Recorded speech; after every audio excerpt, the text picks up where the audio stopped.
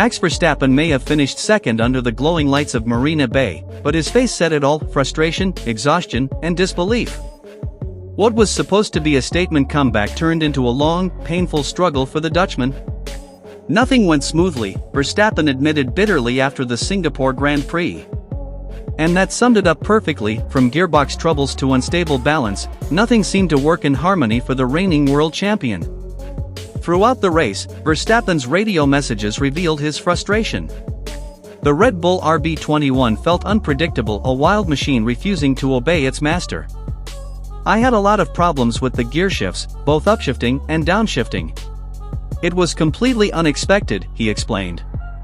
It made it very difficult to enter corners, and the car's balance was worse than I anticipated.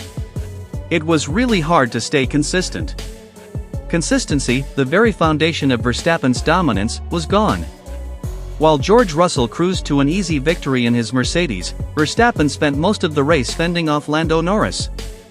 Instead of hunting for the win, Max was fighting for survival. So, what exactly went wrong? It all began with Red Bull's bold, or perhaps desperate, decision to start him on soft tires, while almost everyone else opted for mediums.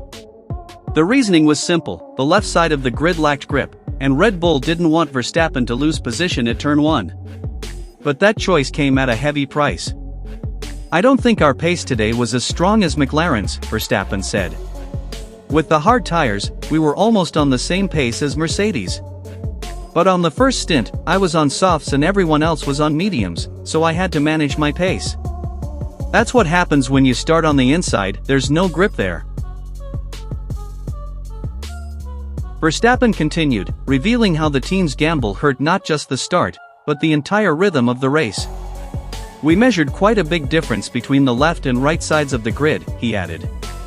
That helped me not lose positions, but it also affected the first stint, maybe even the second a little bit. It is what it is.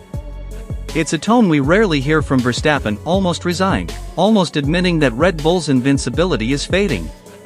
Yesterday, I tried my best. I felt good in the car. The laps were decent. Mercedes and George were also very fast. They did a very good job, he said. Now, the championship picture looks grim. Verstappen trails Oscar Piastri by 63 points, with only 6 rounds left. For a man used to domination, that number burns. You have to win. You have to dominate, Verstappen stated firmly. We didn't do that.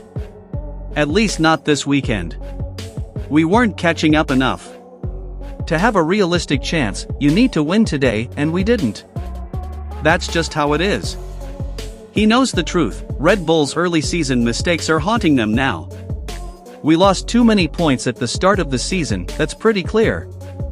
We're just taking it race by race, doing the best we can. This track still isn't our favorite, and not for the car either. Still, Verstappen tried to stay calm. Even so, P2 was still a good result, I think.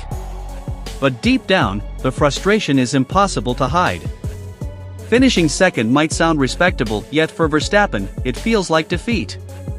Because in Max's world, second place isn't success, it's a warning. Singapore was more than a race. It was a message: Red Bull's empire might be cracking, and the king knows it.